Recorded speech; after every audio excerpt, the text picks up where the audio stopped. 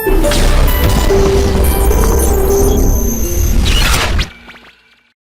मेरे प्यारे दोस्तों, अब हम बात करते हैं एक ऐसे कोशिकांग के बारे में जो आज के लेक्चर का हीरो है। और उस कोशिकांग का नाम क्या है? पीछे देख रहे हो, माइटोकॉन्ड्रिया। दोस्तों, माइटोकॉन्ड्रिया का मतलब होता है धागे के समान संरचना। अगर आप माइटो और कॉन्ड्रिया दोनों शब्दों को अलग अलग करोगे तो आप बोलोगे कि माइटोकॉन्ड्रिया एक धागे के समान संरचना होती है। तो हम लोग थ्रेड लाइक या फिर धागे के समान संरचना बोलते हैं इसकी।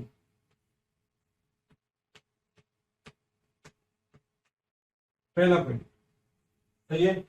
सेकेंड पॉइंट, माइटोकॉन्ड्रिया को कोशिका का शक्ति गृह कहा जाता है क्योंकि ये कोशिका के लिए शक्ति बनाने का कार्य करती है। तो दूसरा पॉइंट क्या है कि इसे कोशिका का क्या कहते हैं? शक्ति गृह। और दोस्तों, शक्ति जिस रूप में बनाती है ना ये, उस रूप को हम क्या बोलते हैं? उस रूप को हम बोलते हैं एटीपी। दोस्तों, एटीपी का पूरा नाम है एडिनोसिन ट्राइफॉस्फेट।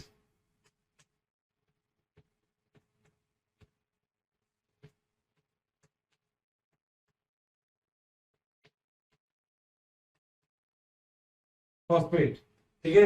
मतलब आप लोग एक बात समझते हो कि जैसे मेरे को साइकिल चलानी है तो मुझे यांत्रिक ऊर्जा की जरूरत पड़ती है। मुझे अगर एसी चलाना है तो मुझे अभी विद्युत ऊर्जा की आवश्यकता होगी। तो कोशिका को ऊर्जा की आवश्यकता ऐसे तो नहीं होती कि आप स्विच में हाँ ऐसे कर देते हो, ऑन कर देते हो, कहते हो चलो चलो अब मेरे को शक्ति आ रही है, नहीं ना। तो आपके पास जो शक्ति लाने का बनाने का कार्य करता है वो कौन है? माइटोकॉन्ड्रिया। और माइटोकॉन्ड्रिया किस रूप में शक्ति बनाता है? एटीपी के रूप में, ठीक है। अगली बात दोस्तों, जो माइटोकॉन्ड्रिया होता है, इस माइटोकॉन्ड्रिया की उपस्थिति कुछ कोशिकाओं में नहीं मिलती। जैसे परिपक्व जो आरबीसी और चाली नलिका होती है, इनमें माइटोकॉन्ड्रिया क्या होता है? उपस्थित। मगर आपकी कोशिकाओं में माइटोकॉन्ड्रिया की संख्या लगभग 1000 से 1600 तक हो सकती है। जो कोशिकाएं आपके शरीर में अधिक कार्य करेगी उनमें माइटोकॉन्ड्रिया अधिक होगा, और जो कोशिकाएं आपके शरीर में कम कार्य करती हैं उनमें माइटोकॉन्ड्रिया क्या होता है? कम होता है। जैसे आपके शरीर में जो शुक्राणु की कोशिकाएं हैं, इन्हें माइटोकॉन्ड्रिया लगभग 25 से 30, ठीक है। आपके शरीर में जो यहाँ पर किडनी की कोशिकाएं हैं उनमें लगभग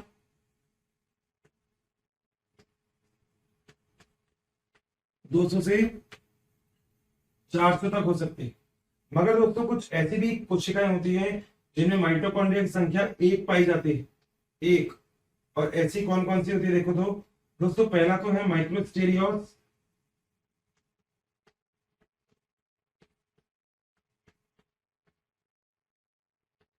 और एक एग्जांपल है क्लोरेला।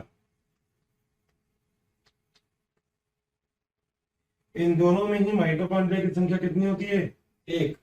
सबसे अधिक मैं माइटोकॉन्ड्रिया की संख्या की बात करूं तो मैं आपसे बोल सकता हूं कि जो पक्षी होते हैं, जो फ्लाइंग बर्ड्स होते हैं, उनकी जो मांसपेशियां होती हैं उनमें, यानी कि जो पक्षी होते हैं, बर्ड्स होते हैं, उनकी मांसपेशियों में और इनमें माइटोकॉन्ड्रिया की संख्या लगभग 5 लाख तक हो सकती है। दोस्तों, एक अमीबा और इसमें इंपॉर्टेंट है, जिस अमीबा में माइटोकॉन्ड्रिया की संख्या कितनी होती है? अमीबा में माइटोकॉन्ड्रिया की संख्या होगी 50,000, 50,000। और उस अमीबा का नाम है कैओस केओस।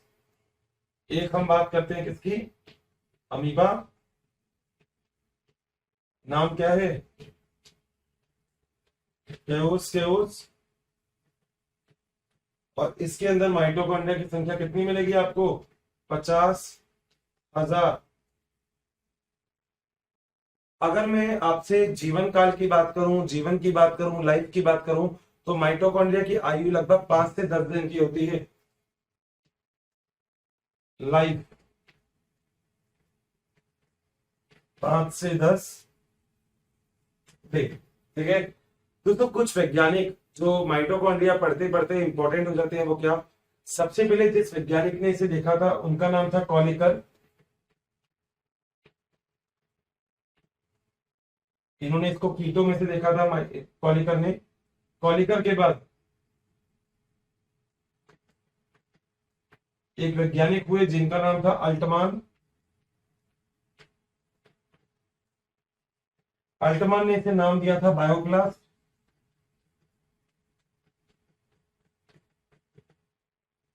और जिसका जो नाम अब आप लोग पढ़ते हो वो क्या पढ़ते हो, माइटोकॉन्ड्रिया। और वो किसने दिया था, वो दिया था सी बेंडा ने।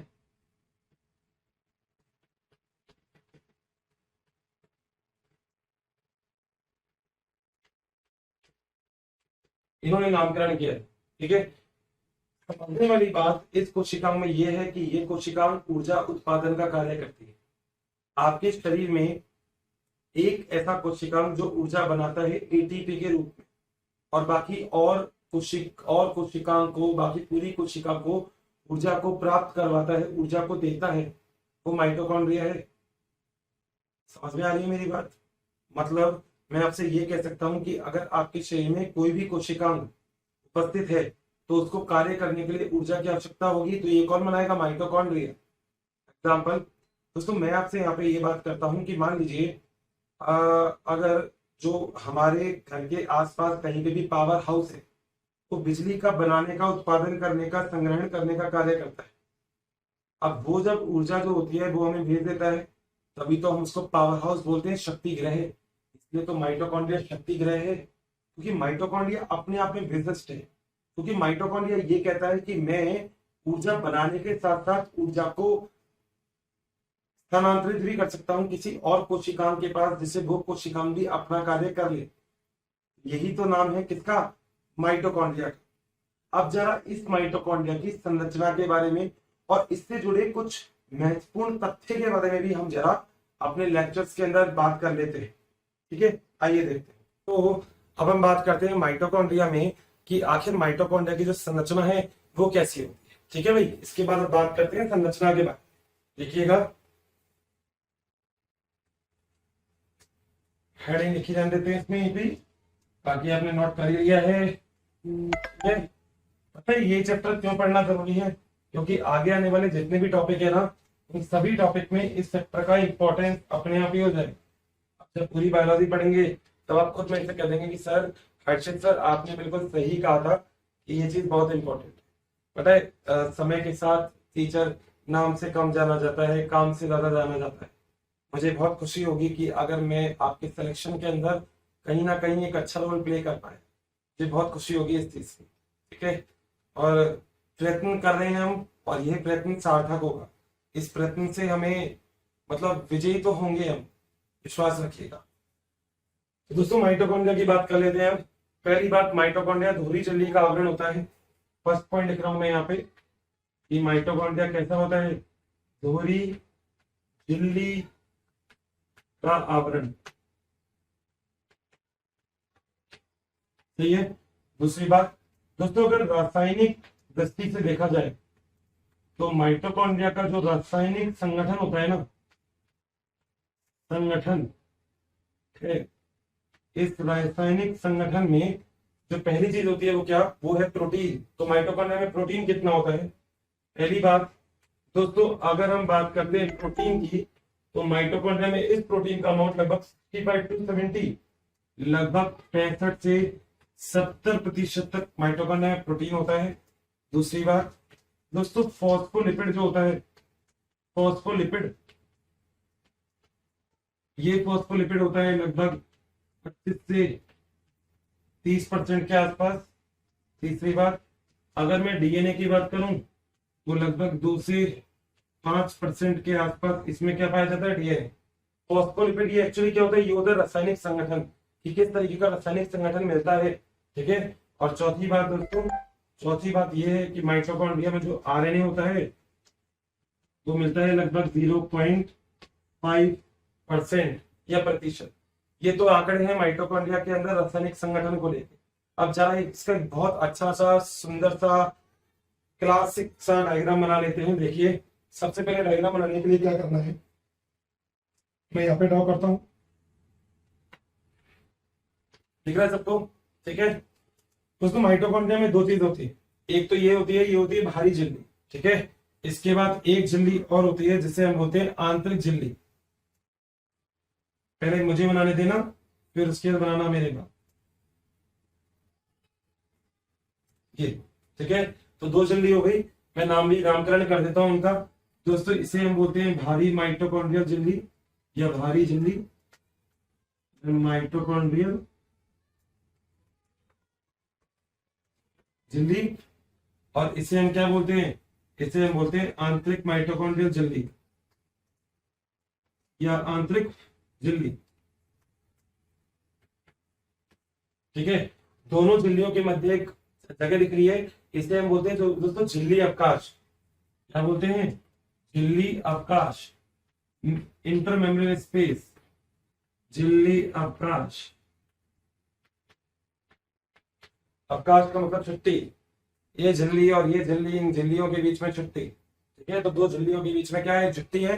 ठीक है, अगर अंदर वाली झिल्ली दिख रही है सबको, अंदर वाली झिल्ली में देखो उंगली नुमा भार पाए जाते हैं, देखो दिख रहे हैं दोस्तों, इन उंगली नुमा भार को हम कहते हैं क्रिस्टी।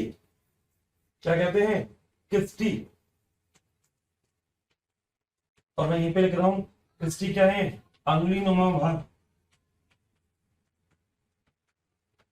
अंगुली नुमा संरचना, तो उंगली की जैसे संरचना आपको दिख रही है। ठीक है, पता है क्रिस्टी का क्या महत्व होता है, क्रिस्टी के द्वारा, मतलब आप लोग, मैं आपसे पहले भी बोला था कॉपी पेन स्टार्ट रखना, क्रिस्टी के द्वारा आंतरिक जो झिल्ली है ये अपना क्षेत्रफल बढ़ा लेती। सोच के देखिएगा, अगर कोई एक संरचना ऐसे है और वही एक संरचना अगर ऐसे है, तो अगर मैं नीचे वाली और ऊपर वाली संरचना की बात करूं तो किसका क्षेत्रफल ज्यादा है, तो ये इसका ज्यादा है। इसको ऐसे पकड़ो इस धागे को, और मान लो ऐसे कर दोगे तो ये ज्यादा बड़ा हो जाएगा, इसका मतलब इसका क्षेत्रफल ज्यादा होता है, इसे हम बोलते हैं क्रिस्टी। ठीक है, तो ये वाली चीज हो गई क्रिस्टी। अंदर की तरफ दोस्तों एक इस प्रकार से ऐसा एक द्रव्य मिलेगा, दोस्तों इस द्रव्य को बोला जाता है अधात्रीय मैट्रिक्स। थैंक यू स्टूडेंट, हमें इतना प्यार देने के लिए। डेली काफ़ी संख्या में स्टूडेंट हमारी वीडियोस को देख रहे हैं और उसका लाभ उठा रहे हैं। बच्चों, आप सभी से मेरी ये रिक्वेस्ट है कि प्लीज़ नीचे दिए गए डिस्क्रिप्शन में दिए गए लिंक को प्रेस करिए और अपना एनरोलमेंट कराइए। बच्चों, इसके साथ ही जिन बच्चों को यहाँ पर डाउट सेशन की भी ज़रूरत है, साथ ही मटेरियल्स की भी ज़रूरत है, वो सभी हमारे प्रीमियम कोर्सेज को भी रजिस्ट्रेशन करवा सकते हैं। इसे क्या बोला जाता है, बोल दो या फिर क्या बोल दो, मैट्रिक्स बोल दो, कुछ भी बोल सकते हो उसको। ठीक है, माइटोकॉन्ड्रिया को हम स्वायत्तशासी अंग बोलते हैं, क्योंकि माइटोकॉन्ड्रिया खुद का निर्माण खुद ही कर सकता है। और याद रखिएगा, अगर किसी चीज में ऐसा नाम होगा, किसी चीज में ऐसी विशेषता होगी, तो वो विशेषता इसलिए है क्योंकि उसके पास आनुवंशिक पदार्थ है। तो माइटोकॉन्ड्रिया के पास खुद का आनुवंशिक पदार्थ पाया जाता है, जो हम यहाँ पे ऐसे बना सकते हैं, ये आनुवंशिक पदार्थ मैं यहाँ पे लिख रहा हूं, इसे हम बोलते हैं माइटोकॉन्ड्रिया आनुवंशिक पदार्थ। दोस्तों प्यार से इसे क्या बोलते हैं, एमडीएनए। एम का मतलब होता है माइटोकॉन्ड्रिया, डी का मतलब डीएनए, इसका मतलब माइटोकॉन्ड्रिया डीएनए। ये बात, चलिए माइटोकॉन्ड्रिया डीएनए ज्यादा स्थायी होता है। ठीक है, क्यों होता है वो मैं आपको बता देता हूं, मगर आप प्लीज उसमें टेंशन मत लेना कि ये क्या आ गया एकदम से। दोस्तों माइटोकॉन्ड्रिया डीएनए के अंदर जी और सी ये ज्यादा पाया जाता है। आपको नहीं पता तो थोड़ा सा आइडिया देता हूं। आपको पता है कि आपने जब पढ़ा था डीएनए कभी, तो डीएनए में एडेनिन, थाइमिन, ग्वानिन और साइटोसिन पाया जाता है। तो एडेनिन हमेशा थाइमिन के साथ बैठेगा, बंध बनाएगा, और ग्वानिन हमेशा साइटोसिन के साथ बंध बनाएगा। तो जहां पे ग्वानिन और साइटोसिन ज्यादा होंगे वहां पे 3 बंधों की संख्या ज्यादा होगी, क्योंकि ग्वानिन और साइटोसिन के बीच में 3 बंध और एडेनिन और थाइमिन के बीच में 2 बंध होते हैं। इसका मतलब ग्वानिन और साइटोसिन कहीं पे ज्यादा पाया जाएगा तो वो अधिक स्थायी होगा, एडेनिन थाइमिन कहीं पे पाया जाएगा ज्यादा तो वो कम स्थायी होगा वनस्पत, तो ये अधिक स्थायी पाया जाता है। ठीक है, इस प्रकार का डीएनए होता है। माइटोकॉन्ड्रिया के अंदर मिलते हैं राइबोसोम। क्या मिलते हैं, राइबोसोम। और राइबोसोम कौन से होते हैं, ये होते हैं दोस्तों 70 इस प्रकार के। उसी प्रकार के राइबोसोम जो आपको प्रोकैरियोटिक में मिलते हैं, वैसे ही राइबोसोम आपको कहां पे मिलते हैं, माइटोकॉन्ड्रिया में। सही है बात। अगली चीज, माइटोकॉन्ड्रिया में सबसे स्पष्ट जो चीज होती है वो क्या, माइटोकॉन्ड्रिया में कुछ इस प्रकार की संरचना पाई जाती है, ऐसी संरचनाएं। और दोस्तों ये संरचना ही होती है जो माइटोकॉन्ड्रिया को विशेष बनाती है, क्योंकि इन संरचना को हम बोलते हैं ऑक्सीजोम। क्या बोलते हैं, ऑक्सीजोम। देखो ये संरचना ऐसे बनाई है मैंने, ऐसा ही है 0 और 1, इसे हम क्या बोलते हैं, ऑक्सीजोम।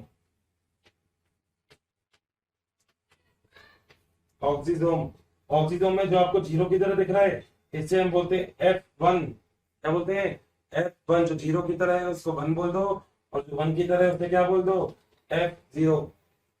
समझ में आ रही है बात? दोबारा बता रहा हूँ, माइटोकॉन्ड्रिया जैसे मान लो, आप एक बात समझ दोस्तों, मानो मैं आपसे ये कहता हूँ कि आप अपने मान लो कोचिंग के बाहर से निकल, ठीक है, और अपनी कोचिंग के बाहर से निकल रहे हो और आपके साथ आपका दोस्त, तो आप उससे क्या बोलोगे कि मेरी क्लास इस बिल्डिंग में चलती है, ठीक है, मगर इस बिल्डिंग में चलने का मतलब ये थोड़ी है कि पूरी बिल्डिंग में ही आपकी क्लास चल रही है, उसमें कोई रूम होगा, कोई स्थल होगा जहाँ पे आपकी क्लास चल, सही है। मैं इस बिल्डिंग में रहता हूँ, तो पूरी बिल्डिंग में तो मैं नहीं रहता हूँ, कोई कमरा होगा जहाँ पे मैं रह रहा हूँ। सेम माइटोकॉन्ड्रिया, पूरा माइटोकॉन्ड्रिया ऊर्जा नहीं बनाता। माइटोकॉन्ड्रिया में जो स्थल ऊर्जा बनाने के लिए जरूरी होता है उससे हम बोलते हैं ऑक्सीजोम। ऑक्सीजोम संरचना में दो होते हैं, एक होता है F0, एक होता है F1। जो 0 की तरह दिखता है वो 1 होता है, जो 1 की तरह होता है वो 0 होता है। मगर इसमें ऊर्जा कौन बनाता है, एटीपी कौन बनाता है सच में, वो बनाता है F1। इसका मतलब यही स्थल होता है जो क्या होता है, सक्रिय स्थल। कौन सा स्थल होता है ये, सक्रिय, क्योंकि ये क्या बनाने का कार्य करता है, ऊर्जा। तो बता ऐसा आता है ना टीवी में कई बार।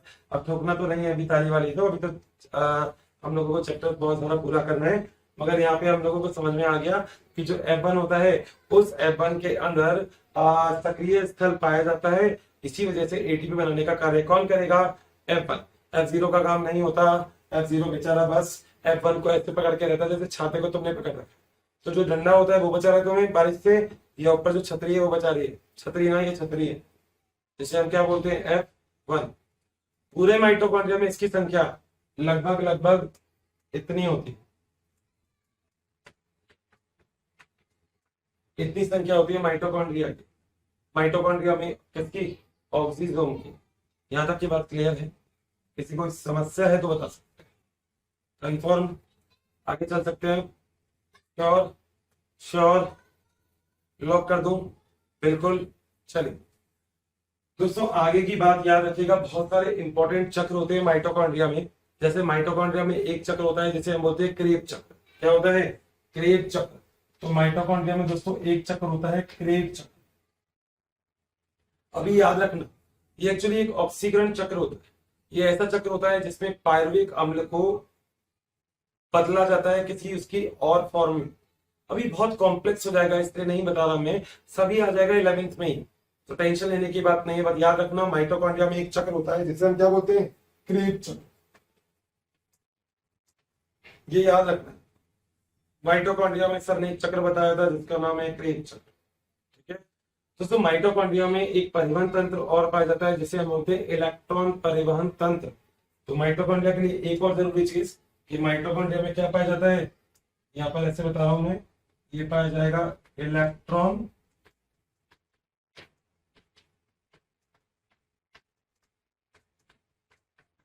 परिवहन तंत्र मिलेगा किसमें, माइटोकॉन्ड्रिया, ठीक है। कोई दिक्कत दोस्तों? पता है अब ऐसे तो F1 में बहुत सारी उप इकाइयां होती है, जैसे alpha, alpha dash, beta, beta dash और ओमेगा। मगर अभी मैं आपको ज्यादा कॉम्प्लेक्स नई चीजें नहीं करूंगा, क्योंकि जब हम उसका उपयोग पढ़ेंगे तभी उसको समझना ज्यादा सही, ठीक है। तो ये वाली बात क्लियर है। अगली बात दोस्तों, माइटोकॉन्ड्रिया को कोशिका का स्वायत्त शासी अंग बोलते हैं, यानी कि खुद के ऊपर ही शासन करता है, सेमी ऑटोनोमस बॉडी है, उसको कोई मतलब नहीं है कोशिका के विभाजन से। तभी आप देखो माइटोकॉन्ड्रिया की संख्या ज्यादा और कम कुछ भी हो सकती है, यानी कि माइटोकॉन्ड्रिया कहेगा मुझे कोई मतलब नहीं है कोशिका से, मैं तो खुद का विभाजन खुद कर सकता हूँ। तो माइटोकॉन्ड्रिया को हम बोलते हैं स्वायत्त शासी अंग। क्या बोलते हैं, स्वायत्त शासी अंग।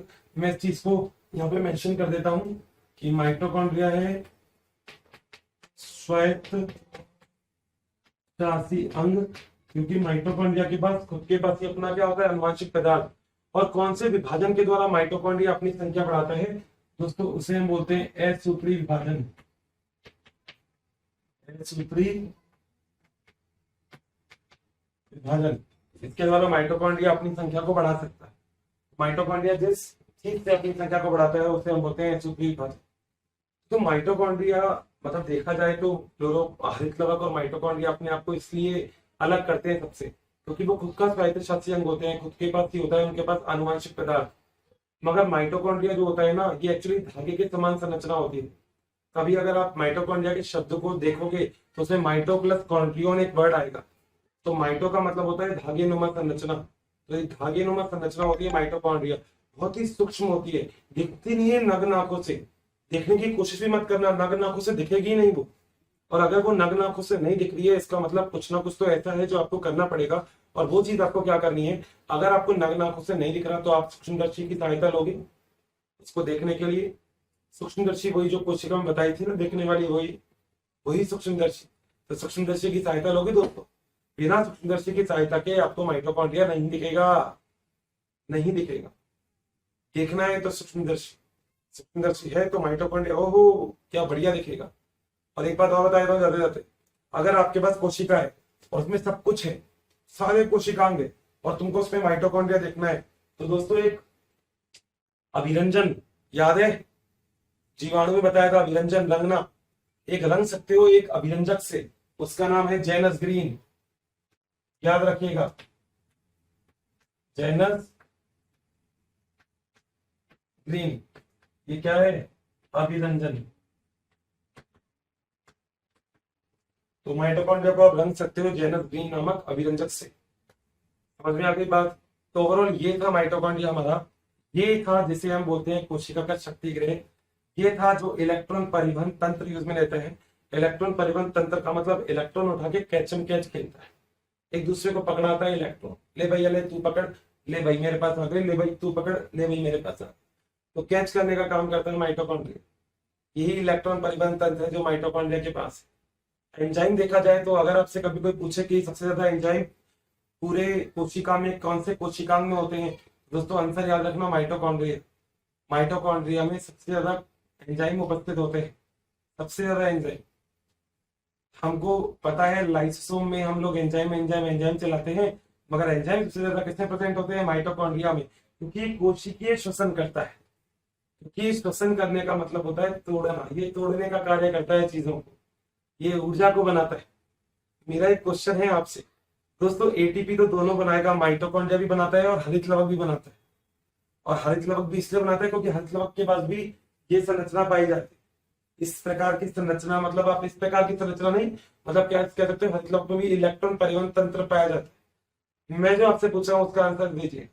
मैं आपसे ये पूछता हूँ कि माइटोकॉन्ड्रिया भी एटीपी बनाता है, हरित लवक भी एटीपी बनाता है, आप पढ़ लोगे ठीक है। मगर हम कोशिका का शक्ति ग्रह माइटोकॉन्ड्रिया को ही क्यों कहते हैं, हरित लवक को क्यों नहीं कहते? बताइएगा मुझे इसके बारे में जरूर, कि माइटोकॉन्ड्रिया को ही कोशिका का शक्ति गृह क्यों कहा जाता है, हरित लवक को कोशिका का शक्ति गृह क्यों नहीं कहा जाता? ठीक है, मतलब मैं इंतजार करूंगा आपके आपके आंसर का बहुत शिद्दत से। ठीक है, शिद्दतों से इंतजार है आपके आंसर का, और होपफुली आप मेरे को आंसर जरूर देंगे। ठीक है भाई, आगे चलते हैं, अब तो चलना ही जिंदगी है। चलिए, हेलो मेरे प्यारे दोस्तों, कैसे हैं आप सब दोस्तों।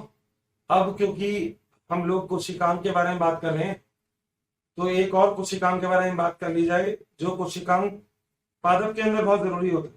और दोस्तों उस कोशिकांग का नाम है लवक।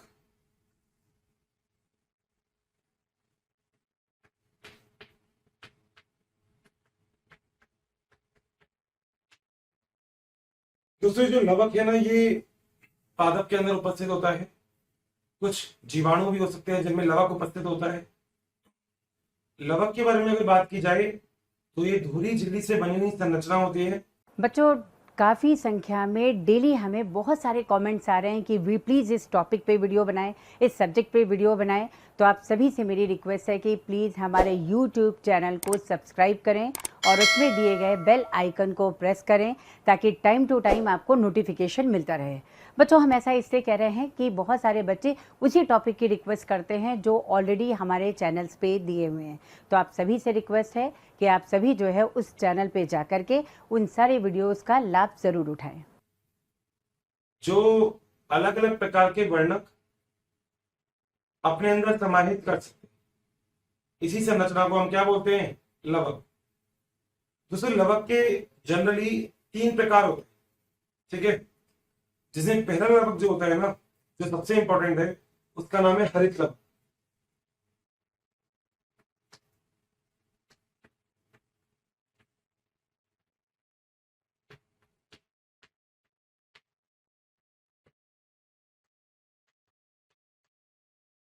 दोस्तों हरित लवक को बोला जाता है क्लोरोप्लास्ट। नाम से पता लग रहा है हरित लवक यानी कि ऐसा लवक जो हरा रंग देने का कार्य करे, और हरा रंग देने के लिए हरित लवक में जो वर्णक उपस्थित होता है दोस्तों, उस वर्णक का नाम होता है पर्णहरित।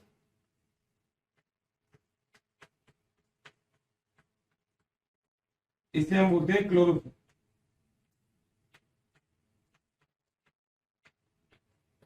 क्लोरोफिल आप लोगों ने देखा होगा कि जो पत्तियां होती है ना, उनमें जो पत्तियां होती है, मतलब पेड़ पौधों में जो पत्तियां होती हैं, ये पत्तियां हरे रंग की होती है। अब पेड़ पौधों की जो पत्तियां होती है ये हरे रंग की होती हैं, और हरा रंग जो होता है वो कौन से वर्णक की जैसे होता है? हरित लवक। पता है वर्णक क्या चीज होती है जो किसी चीज को रंग दे?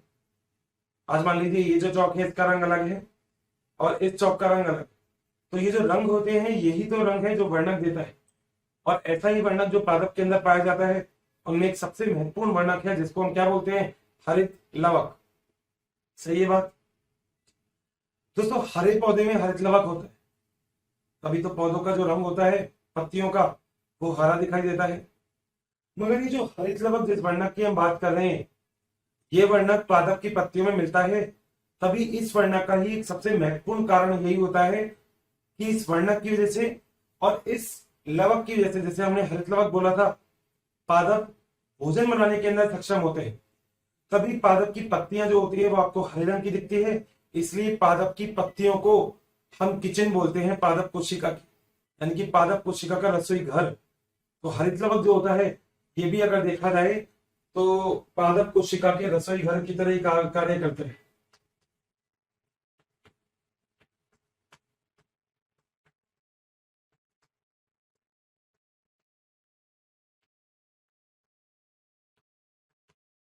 सही है दोस्तों। हरित लवक के अंदर अगर संरचना की बात की जाए तो ये धुरी झिल्ली से बनी हुई संरचना होगी, जिसमें एक बाहरी झिल्ली होगी और एक आंतरिक झिल्ली होगी। तो संरचना कैसी होती है? धुरी झिल्ली से निर्मित होती है। आंतरिक झिल्ली के अंदर जो द्रव्य पाया जाता है उसे हम क्या बोलते हैं? स्ट्रोमा। जो द्रव्य मिलेगा आंतरिक झिल्ली में उसे हम क्या बोलेंगे? स्ट्रोमा। इसे हम कोशिका का स्वायत्तशासी अंग भी बोलते हैं हरित लवक को। क्यों बोलते हैं? क्योंकि इसके पास खुद का आनुवांशिक पदार्थ होता है, तो इनके पास आनुवांशिक पदार्थ उपस्थित होता है।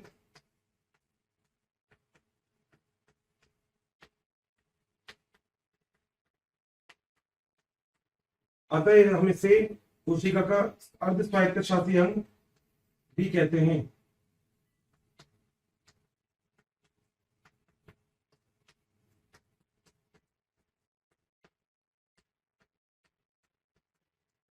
सही है दोस्तों। अगर हरित लवक की बात की जाए तो इसकी संरचना, हरित लवक के बारे में लगभग सब कुछ बता देती है। संरचना की हम बात करें तो हमने सबसे पहला भाग पार्ट ये पढ़ा है कि ये धुरी झिल्ली से बनी संरचना होती है, जैसा कि मैंने आपको यहाँ पे बनाया। उस धुरी झिल्ली में एक तो होती है बाहरी झिल्ली और एक होती है आंतरिक झिल्ली। तो ये रही आंतरिक झिल्ली। सही है। तो दो झिल्ली हो गई, एक तो बाहरी और एक आंतरिक। इसे मैं बोल सकता हूं, इसे बाहरी हरित लवक झिल्ली या बाहरी प्लास्टिडियन या हरित लवक झिल्ली। इसको आप हरित लवकीय भी बोल सकते हैं। सही है। और ये वाली जो झिल्ली है ये है आंतरिक झिल्ली। आंतरिक। सही है। बाहरी और आंतरिक झिल्ली के बाद अंदर की तरफ यहाँ पे एक द्रव्य पाया जाता है।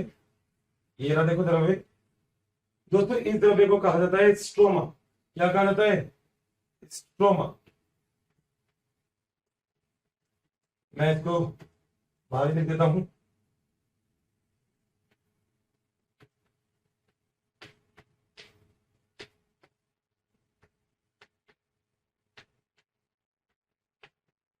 द्रव्य होता है।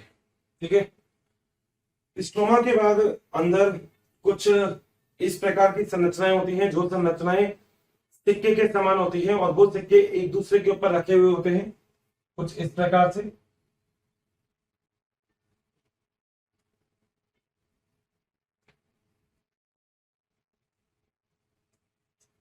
इनमें अगर मैं एक संरचना की बात करूं, केवल एक, ऊपर वाले एक की, तो इसे हम बोलेंगे थाइलोकॉइड।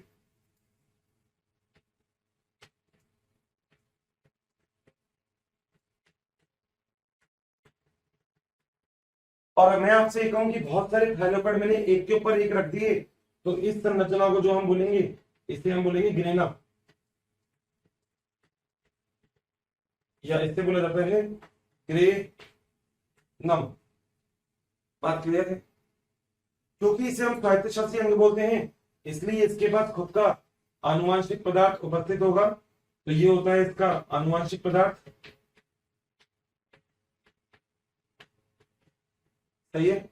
आनुवांशिक पदार्थ के बाद इसके पास उपस्थित है खुद के क्या, राइबोसोम। ये है इसके राइबोसोम। अब जरा थोड़ा सा ध्यान दें समझने पे। इस तरफ वाले जो मैंने शब्द लिख रखे हैं, जो लाइन लिख रखी है, उसमें शायद आपको कोई भी दिक्कत नहीं है। दोस्तों अभी जब माइटोकॉन्ड्रिया हम पढ़ते हैं और हरित लवक पढ़ते हैं, तो दोनों में एक बात आती है कि दोनों ही खुद के ऊपर डिपेंडेंट होते हैं, खुद के ऊपर निर्भर ही होते हैं, कि खुद का निर्माण खुद ही कर लेते हैं, क्योंकि इनमें एक प्रकार का विभाजन होता है जिसे हम होते हैं असूत्री विभाजन। असूत्री विभाजन।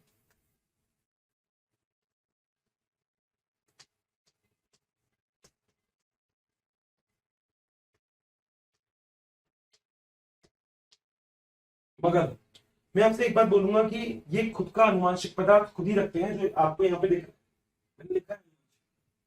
अगर आप पूरे के पूरे माइटोकॉन्ड्रिया, सॉरी, हरित लवक की बात करोगे, तो आप ये बोल सकते हो कि इसमें लगभग 0.5% तो आपको मिलेगा डीएनए, मगर लगभग 2 से 3% इसमें आपको क्या मिलने की उम्मीद है, आरएनए।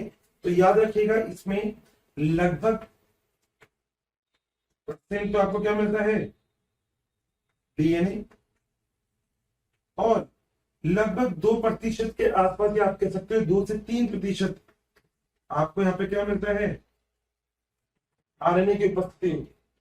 यहाँ पे कुछ एंजाइम भी आपको मिलते हैं, जैसे विटामिन ई एंजाइम, विटामिन के एंजाइम, ये भी। तो यहाँ पे हम कह सकते हैं कि हमें विटामिन ई और विटामिन के, ये दोनों एंजाइम मिलते हैं। और याद रखिएगा विटामिन ई एंजाइम थाइलोकॉइड की सुरक्षा को प्रदान करते हैं। बहुत ही इंपॉर्टेंट लाइन है कि थाइलोकॉइड की सुरक्षा को प्रदान करने के लिए कौन सा एंजाइम उपयोगी होता है, तो आपका आंसर क्या है, विटामिन ई। ये बात आपको याद है, ठीक है दोस्तों। अगर मैं संरचना की बात करूं, तो बाहर की तरफ झिल्ली पाई जाती है, अंदर की तरफ एक झिल्ली और माइटोकॉन्ड्रिया की तरह इन दोनों झिल्ली के बीच में क्या होगा, झिल्ली अवकाश।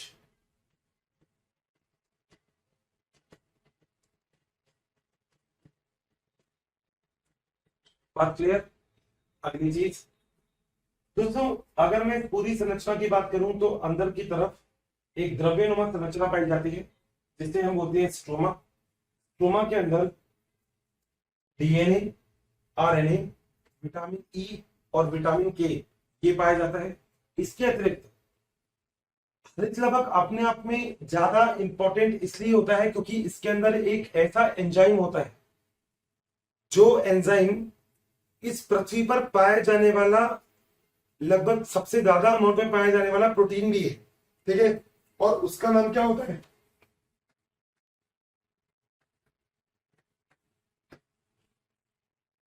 Rubisco, रूबिलोज bisphosphate carboxylase oxygenase.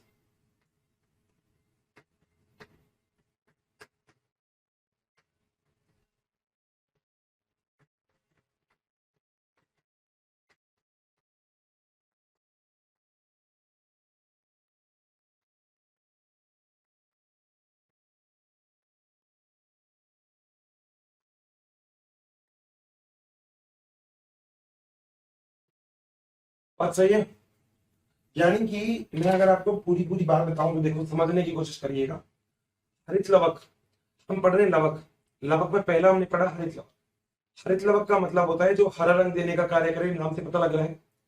Generally ऐसा हरित लवक जीवाणुओं में जो प्रकाश संश्लेषण की अभिक्रिया कर सकते हैं, या फिर ऐसी पेड़ पौधों में जिनमें पत्तियां हरे रंग की होती हैं, उनमें हरित लवक पाया जाता है। पहली बात क्लियर है सबको अच्छे से? ठीक। दूसरी, हरित लवक होने के लिए यहाँ पे पर्णहरित की जरूरी होती है, और जो पर्णहरित होता है वो पर्णहरित ए और पर्णहरित बी, कई प्रकार के पर्णहरित होते हैं, जिसमें हम बोलते हैं उसको chlorophyll A, chlorophyll B, chlorophyll C. ये कुछ क्लोरोफिल के टाइप होते हैं, मतलब पर्णहरित के प्रकार होते हैं जो पर्णहरित रंग देने का कार्य करते हैं। ठीक है, और कैसा रंग देंगे? हरा रंग देने का। दूसरी, तीसरी चीज, पादप की कोशिका में रसोई घर इसको कहा जाता है, क्योंकि खाना तो यहीं पे बनता है। आपको पता है पादप स्वयंपोषी होते हैं, और स्वयंपोषी जो होंगे वो अपना खाना स्वयं बनाएंगे। मैं इस चैप्टर के, इस पार्ट के स्टार्टिंग में ही आपको ये सब कुछ बता चुका हूं कि रसोई घर वो क्यों है। मैं पहले ही आपको बता चुका हूं कि आप स्वयंपोषी नहीं हो, पादप स्वयंपोषी है। वो अपना भोजन स्वयं बना रहे हैं, हम अपना भोजन प्राप्त कर रहे हैं। तो जब हम अपना भोजन प्राप्त कर रहे हैं तो हम हो गए परपोषी, और पादप अपना भोजन स्वयं बना रहे हैं, इसलिए पादप क्या हो गए? स्वयंपोषी। आकृति की बात करें तो कैसा होता है? अंदर एक द्रव्य भरा होता है जिससे हम क्या बोलते हैं? ये वाला स्ट्रोमा के अंदर मैंने आपको बताया क्या क्या होता है, डीएनए, आरएनए और विटामिन ई और विटामिन के। अब मैं वापस आपसे पूछूं, सुरक्षा थाइलेकोइड की सुरक्षा प्रदान करने का कार्य कौन करेगा? Vitamin E. याद रखना है आपको, ये बहुत ही इंपॉर्टेंट क्वेश्चन है। बच्चों, अगर आपको हमारे वीडियोस पसंद आए हैं तो इसे लाइक शेयर करना ना भूलें, ताकि ये वीडियो सभी ज़रूरतमंद बच्चों तक पहुंच सके। बच्चों, आपके इतने अपार स्नेह के कारण हमारी पूरी मोशन टीम इतनी ज़्यादा मोटिवेटेड है, और बेस्ट कंटेंट आपको उपलब्ध कराने के लिए हम सभी तत्पर हैं। अगली चीज दोस्तों, ये संरचना आप जो देख रहे हो, इस संरचना में जब थाइलेकोइड जो होता है, तो अगर एक सिंगल सिक्का, एक सिक्का कॉइन आप रखो और उसके ऊपर एक के ऊपर एक के ऊपर एक के ऊपर एक के ऊपर बहुत सारे कॉइन रख दो, तो संरचना कुछ ऐसी आ जाएगी। अगर मैं इस सिंगल की बात करूंगा तो इसे हम बोलेंगे थाइलेकोइड, और अगर मैं पूरे की बात करूंगा इसकी तो इसे हम क्या बोलेंगे? ग्रेना। और अक्सर में आया तो मैं आपसे एक लाइन बोल सकता हूं, ग्रेना की एक छोटी सी इकाई को हम क्या कहते हैं? थाइलेकोइड कहते हैं। बात सही है? इधर उधर हो जाता है कई बार। तो ग्रेना में जो छोटी इकाई होती है उसे हम क्या बोलते हैं? थाइलेकोइड। यहां तक की बात क्लियर? आगे चलें। ठीक, स्वायत्तशासी अंग होता है क्योंकि इसके पास खुद का क्या होता है? आनुवांशिक पदार्थ राइबोसोम पाए जाते हैं, और राइबोसोम जो इसमें मिलेंगे वो कौन से प्रकार के मिलेंगे? 70H प्रकार के। माइटोकॉन्ड्रिया में भी कौन से प्रकार के हैं? 70H प्रकार के। यूकेरियोटिक कोशिकाओं में पाया जाता है माइटोकॉन्ड्रिया और राइबोसोम, तो दोनों के अंदर राइबोसोम कैसे मिलेंगे? 70H प्रकार के। याद रहेगी बात? कोई दिक्कत? दोस्तों, अगर मैं झिल्ली की बात करूं, अगर मैं हरित लवक की झिल्ली की बात करूं, तो लगभग ये 90 से 100 एंगस्ट्रॉम की मोटी हो सकती है। 90 से 100 एंगस्ट्रॉम तक क्या हो सकती है? मोटी हो सकती है। तो ये छोटी सी बात है हरित लवक के लिए। अब हरित लवक जरूरी क्यों है? आपने एक बात सुनी होगी, जिस प्रोसेस को हम बोलते हैं प्रकाश संश्लेषण, वो पत्तियों में ही होता है। तो प्रकाश संश्लेषण क्या होता है, उसकी डेफिनेशन अगर याद है तो हम बोलते हैं कि सूरज के प्रकाश में और पर्णहरित की उपस्थिति में जब कार्बन डाइऑक्साइड और जल दोनों मिल जाते हैं तो ग्लूकोज का निर्माण होता है। इसी अभिक्रिया को हम प्रकाश संश्लेषण कहते हैं। और दोस्तों, यही अभिक्रिया यहां पर है। सूरज का प्रकाश आएगा पत्ती पर, पत्ती में ये उपस्थित है, इसके पास वर्णक पर्णहरित उपस्थित है, और पर्णहरित पत्तियों को हरा कलर दे रहा है, और इसी वजह से जो पेड़ पौधे होते हैं वो प्रकाश संश्लेषण को पूर्ण करते हैं। प्रकाश संश्लेषण को पूर्ण करने का कार्य भी इसी का ही होगा। अगर पत्तियां नहीं होगी तो पेड़ पौधे जीवित नहीं रहेंगे। ठीक है भाई? अगली चीज, एक ऐसा एंजाइम या एक ऐसा प्रोटीन, बात तो एक ही है क्योंकि आपने पढ़ा हुआ है कि सभी एंजाइम प्रोटीन से मिलकर बने होते हैं। मैं एक्सेप्शन की बात नहीं कर रहा। एक ऐसा एंजाइम भी जो आरएनए से बनता है उसे हम बोलते हैं राइबोजाइम, जो किससे बनता है? आरएनए से।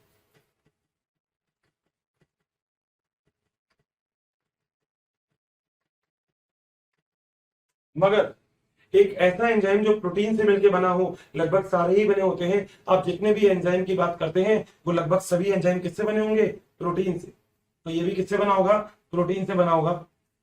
अब जब ये प्रोटीन से बना हुआ है तो हम ये भी कह सकते हैं कि एक ऐसा एंजाइम जो इस पृथ्वी पर सबसे अधिक मात्रा में पाया जाता है, उस एंजाइम का नाम क्या है? उस एंजाइम का नाम है रुबिस्को, क्योंकि रुबिस्को ही एंजाइम है और रुबिस्को ही प्रोटीन है। और इस पृथ्वी पर प्रकृति में पत्तियां सबसे अधिक है, और अगर पत्तियां इतनी ज्यादा होगी तो उनमें हरित लवक भी ज्यादा होगा, हरित लवक भी ज्यादा होगा तो पण क्या हरित लवक ज्यादा होगा तो पण हरित भी ज्यादा होगा, और हरित लवक ज्यादा होगा तो वहां पे कौन सा एंजाइम मिलेगा? रुबिस्को। रुबिस्को एंजाइम भी और एंजाइम प्रोटीन भी होते हैं। इसका मतलब इस पृथ्वी पर सबसे ज्यादा मिलने वाला प्रोटीन या एंजाइम कौन सा है? रुबिस्को। बात समझ में आई?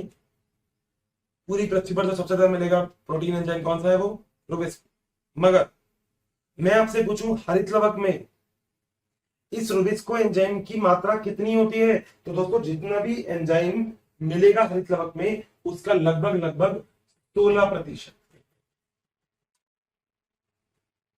अगर मैं बोलता हूं कि हरित लवक है, इसमें रुबिस्को कितना प्रतिशत है, तो आप कहोगे सर 16% है। मैंने कहा अच्छा। मैंने कहा प्रकृति में सबसे ज्यादा एंजाइम कौन सा है? आप कहोगे रुबिस्को। मैंने कहा प्रोटीन कौन सा है? आप बोलोगे रुबिस्को। मैंने कहा बहुत बढ़िया यार, ये तो बहुत ही बढ़िया चीज हो गई है, यानी कि एंजाइम और प्रोटीन एक ही बात है, ये हम लोग पढ़ चुके। एक ऐसी इकाई जिस इकाई में आप इन सब चीजों को रखते हैं उसे हम बोलते हैं क्वांटोसोम। मैं पढ़ाऊंगा अभी आपको, क्योंकि ये बहुत जरूरी चीज है। अभी आगे हमारे एक चैप्टर आएंगे जिनके अंदर हम इनको और भी ज्यादा डिटेल से पढ़ेंगे, क्योंकि ऊर्जा उत्पादन का कार्य भी करता है। आपको याद रखना है माइटोकॉन्ड्रिया भी। मेरा एक क्वेश्चन है आप सबके लिए, इसका आंसर मैं आप सबसे चाहूंगा।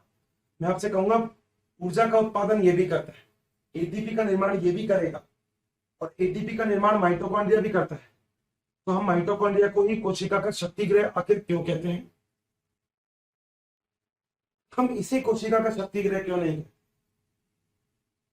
बोलना तो दोनों चाहिए कि मुझे इसे भी कोशिका का शक्ति गृह बोलना चाहिए, और मुझे माइटोकॉन्ड्रिया को तो मैं बोलता ही हूं, क्योंकि दोनों ही एटीपी बना रहे हैं। मैं बोल रहा हूं ना आपसे, एटीपी बनाता है ये भी, बिल्कुल बनाता है। इसके पास इलेक्ट्रॉन परिवहन तंत्र, याद है मैंने माइटोकॉन्ड्रिया में बताया है आपको, देखिएगा नहीं तो अभी इलेक्ट्रॉन परिवहन तंत्र वहां पे भी पाया जाता है और यहाँ पे भी मिलता है, मगर उसके बाद भी हम उसे ही कोशिका का शक्ति गृह बोलते हैं, इसे नहीं बोलते। उसका रीजन बताइएगा जरूर, मेरे को इंतजार रहेगा मुझे आपके एक मैसेज का।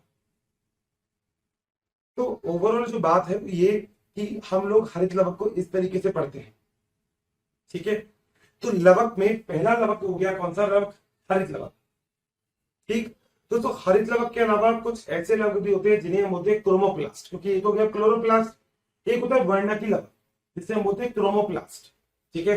वो कौन कौन से होते हैं जरा वो देख लेते हैं इसी लेक्चर में। हम यहाँ तक आपने सबने नोट कर लिया है तो मैं इसको रब कर सकता हूँ, इस साइड से रब कर दूं, आपका नोट हो गया होगा। Otherwise you have to take the screenshot, nothing else, ठीक है। देन आफ्टर आप उस चीज को लिख सकते हैं। अभी तो आप एक स्क्रीनशॉट खींच लीजिए, कोई दिक्कत नहीं। रब कर दूं मैं उस साइड का? हाँ मुझे ना उस साइड में ही हो जाएगा काम, कोई दिक्कत नहीं। डायग्राम नहीं है, देखिए हरित लवक में लिखा रहने देता हूँ बस, बाकी मैं ये इसको रब कर दूं।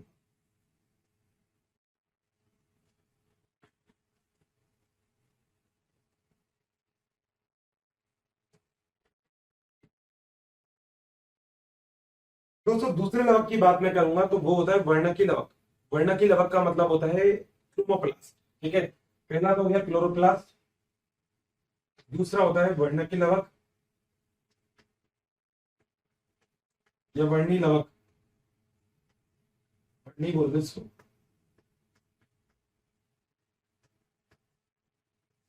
और इसे हम क्या बोलते हैं? क्रोमोप्लास्ट।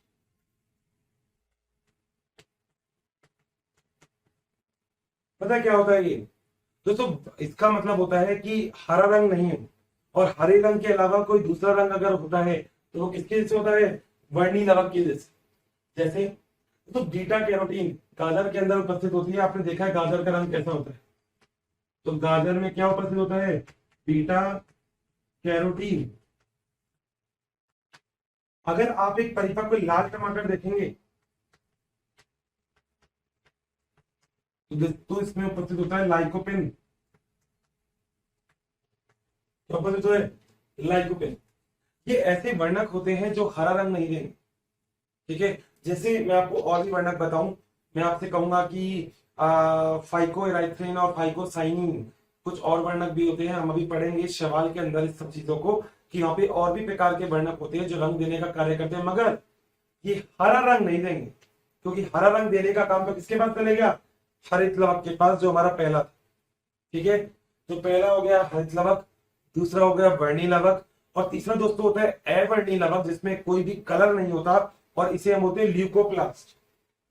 तीसरा जो है हमारे पास थर्ड,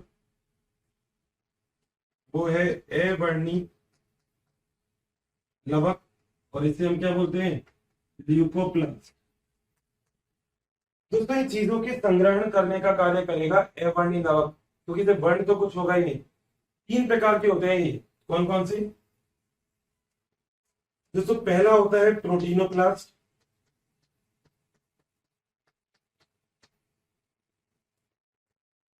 एक होता है इसमें एमाइलोप्लास्ट,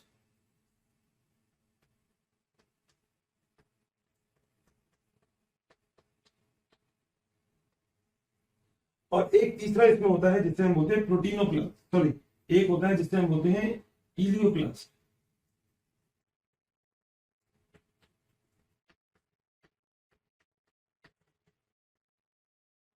दोस्तों यहां पर जो प्रोटीनोप्लास्ट होगा वो संग्रह करेगा प्रोटीन का,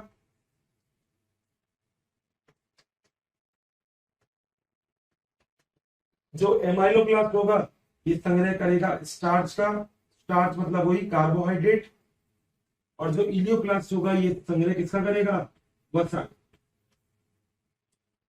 ये संग्रह करने के लिए है। मैंने अभी इस पूरे चैप्टर में आपको जो भी बातें बताई है उन सब बातों का एक ही मोटिव है। मैंने आपसे कहा कि वर्णक या लवक 3 प्रकार के होते हैं, जिसमें पहला लवक जो होता है वो कौन सा होता है, हरित लवक, जो हरा रंग देता है, पत्तियों को हरा रंग दे सकता है, या फिर ऐसी चीज जो अपने आप को हरा रंग देती है और प्रकाश संश्लेषण करने के लिए अपने आप को सुरक्षित बनाती है, अपने आप को उपयोगी बनाती है, वही हरित लवक है। तो हरित लवक अगर देखा जाए तो एक छोटी सी बात है, वैसे मेरे को ज्यादा नहीं आता, मगर हरित लवक देखा जाए तो प्रकाश संश्लेषण करता है। और मैं एक छोटी सी बात आपको बताऊंगा, क्योंकि आप लोग तो इंटेलिजेंट हो, 11वीं में बायोलॉजी आप लोगों के पास, तो आप लोग मेरी बात समझोगे। प्रकाश संश्लेषण 2 अभिक्रियाओं से बनता है, एक होती है प्रकाशीय अभिक्रिया, एक होती है अप्रकाशीय अभिक्रिया। पर दिख रहा है प्रकाशीय और अप्रकाशीय, ठीक है। तो प्रकाशीय अभिक्रिया जो है ये कहाँ होती है, थाइलाकोइड में, इसमें या ग्रेना में, कुछ भी बोल सकते हो आप। और अप्रकाशीय की अभिक्रिया जिसमें प्रकाश की आवश्यकता सीधे रूप से नहीं होती, वो कहाँ होगी, स्ट्रोमा में, यहाँ पर। ये 2 लाइन याद रखना बस, आगे चैप्टर आने वाला है हमारे पास, तो मैं आपसे बोलूंगा। मैंने कहा अच्छा याद है क्या, आप कहोगे हाँ सर बिल्कुल सब कुछ याद है, टेंशन ही ना लो आप, चलने दो आप, कोई दिक्कत नहीं। तो ये दोस्तों ये कुछ टॉपिक है हमारे पास हरित लवक से रिलेटेड। तो ये हरित लवक की बात। वर्णी लवक जो वर्ण देने का कार्य करे, इसमें लाल कलर मिलता है आपको, गाजर के अंदर भी मिलता है, टमाटर में भी मिलता है, इस तरीके के रंग देने का कार्य करे। अगला है वर्णी लवक, जैसे प्रोटीनोप्लास्ट जो प्रोटीन को संग्रहित करते हैं, एमाइलोप्लास्ट जो स्टार्च या कार्बोहाइड्रेट को संग्रहित करते हैं, और इलियोप्लास्ट जो वसा को संग्रहित करने का कार्य करते हैं। ये पूरा का पूरा हम लोगों के पास जो है क्या है, हरित लवक यानी कि लवक। तो हमने लवक के 3 प्रकार यहाँ पर देख लिए हैं। यहाँ तक कोई भी डाउट हो तो हर चीज की एक ही बात, हर लेक्चर में एक ही बात मैं लगभग बोलता हूँ, बता दिया करो। कुछ भी प्रॉब्लम हो तो नीचे बोला जरूर करो मुझसे, मुझे मैसेज नहीं मिलेगा तब तक मुझे पता नहीं लगेगा कि आपको कॉन्सेप्ट पॉइंट समझ में नहीं आया। I am using the different type of pens, I am using the diagrams and each and everything. मैं सब कुछ प्रयोग कर रहा हूँ आपके लिए, कि नए नए आए हो अभी आप 11वीं क्लास में, क्योंकि आप लोग नए नए नहीं भी आए हो और आप लोग रिवीजन भी कर रहे हो, तो इस स्थिति में भी आपको पता होना चाहिए सारी चीजों के बारे में, ठीक है। दिक्कत हो तो देख लीजिए, आगे वाले टॉपिक पर चलते हैं। आइए बच्चों, अगर आपको मेरी वीडियोस पसंद आई है तो बाकी के कंटेंट के लिए इस नंबर पे कॉल करें 180021217999। Thank you.